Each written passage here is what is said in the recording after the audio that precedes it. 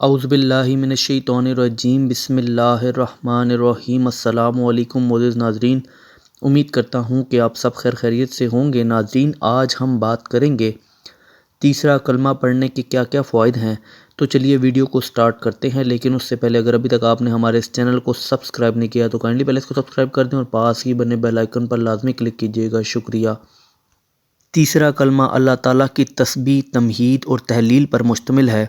احادیث میں اس کی بہت زیادہ فضیلت بیان کی گئی ہے۔ آقا دو جہاں حضرت محمد صلی اللہ علیہ وآلہ وسلم نے ارشاد فرمایا کہ کیا تم میں سے کوئی ایسا شخص نہیں جو احد کے پہاڑ کے برابر عمل کرے؟ عرض کیا کہ یا رسول اللہ صلی اللہ علیہ وسلم، ہم کیسے یہ عمل کر سکتے ہیں؟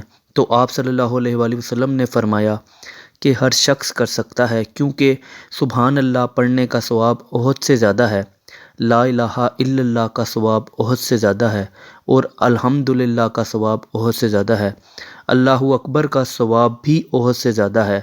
اور یہ جمال فوائد کی حدیث ہے۔ انسان جب صبح گھر سے دفتر یا کاروبار کے لیے یا پھر کسی اور کام کے لیے گھر سے باہر نکلتا ہے تو شیطان بھی اپنے حواریوں سمیت اس کے ساتھ ہو لیتا ہے اور اس کے لیے مصائب اور گناہ کی راہیں ہموار کرتا رہتا ہے۔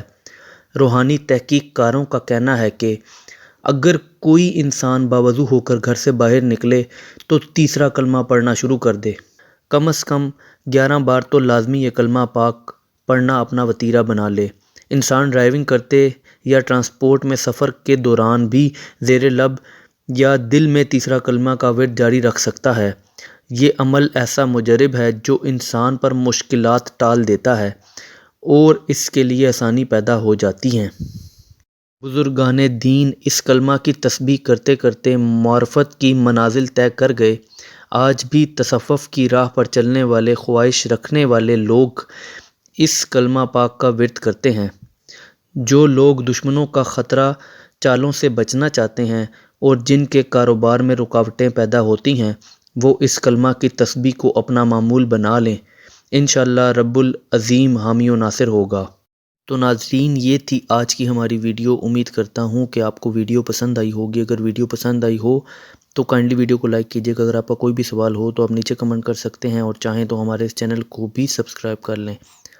اپنا بہت بہت خیال رکھیے گا۔ Thanks for watching. اللہ حافظ۔